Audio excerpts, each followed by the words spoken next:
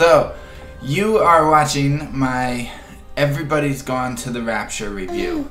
This is my daughter Quinn. She's watching herself on the camera. She's gonna join me for this review because having a daughter makes it difficult to do these kind of things. She was just napping. She woke up because I was doing this.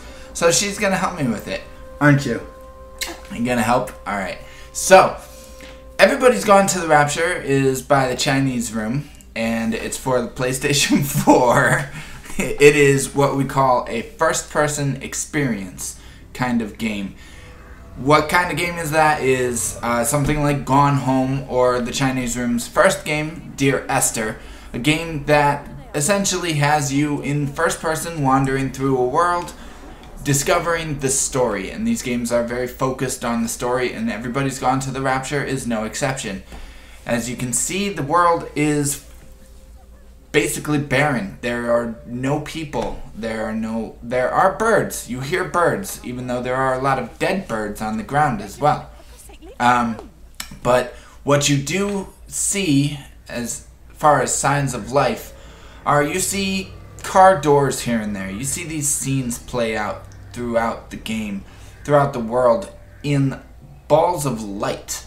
This little ball of light projects this scene in the game, and they tell you the story of the people of this town. Yawn. Hold on, kiddo.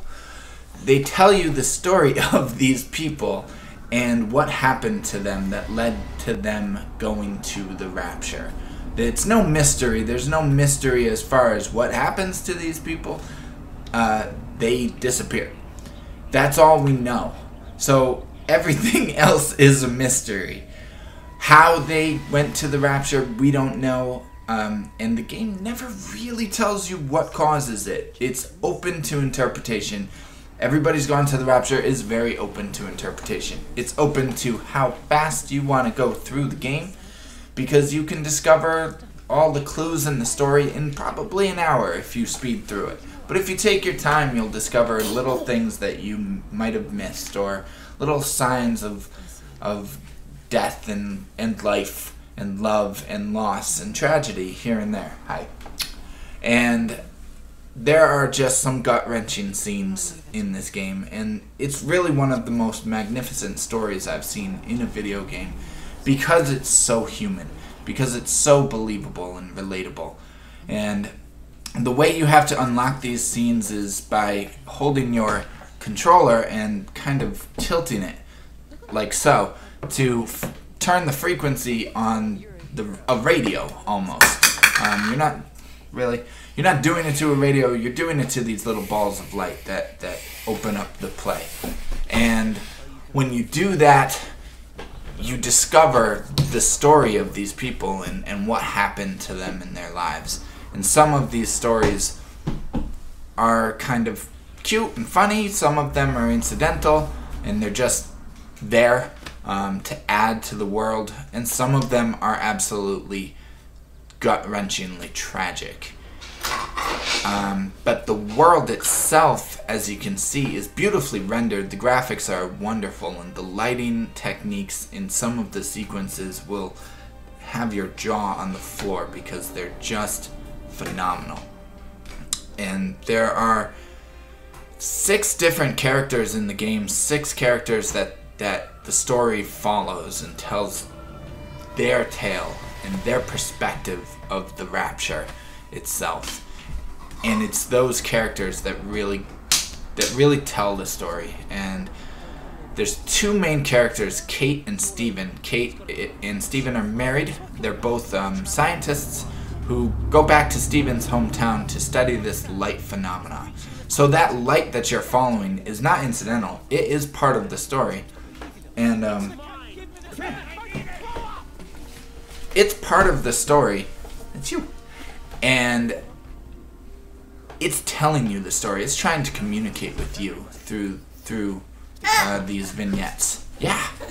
And I want to play one of those vignettes to you before we close out the review, and just give you a feel of what this story is like and how it plays out, how it works, because this is a great scene.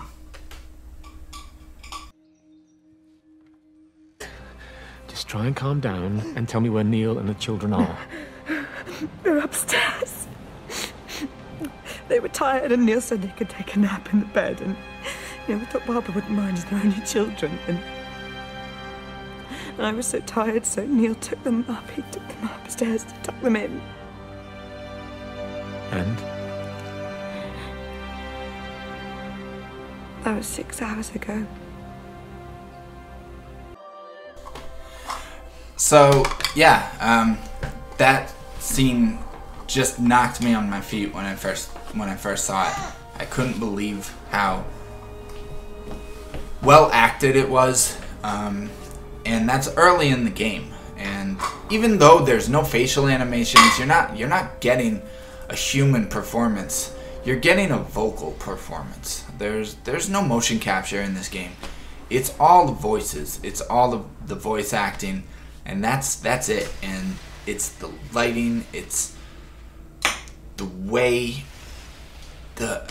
It's hard to explain, but it's all in the voices and it's all in the music. The sound design in general is just phenomenal, but the music really brings out the emotion, and it's incredible. Sometimes the music may be a little bit overbearing, but for the most part, I don't care because it's beautiful music. It's one of the best soundtracks I've heard in the game since Journey. And that's saying something. So, anyway, you really should play Everybody's Gone to the Rapture. I'm not a huge fan of first-person experiences in general. I didn't like Gone Home that much. So take that for what you will. And Quinn says hi.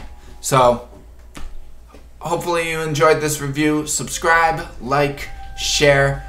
It's adorable that my daughter's in the videos, so hopefully that helps. And yeah, so anyway, Everybody's Gone to the Rapture. Definitely a great game, and you should play it. I love you. You know that, right? Yeah, I know that. Come on, let's get started.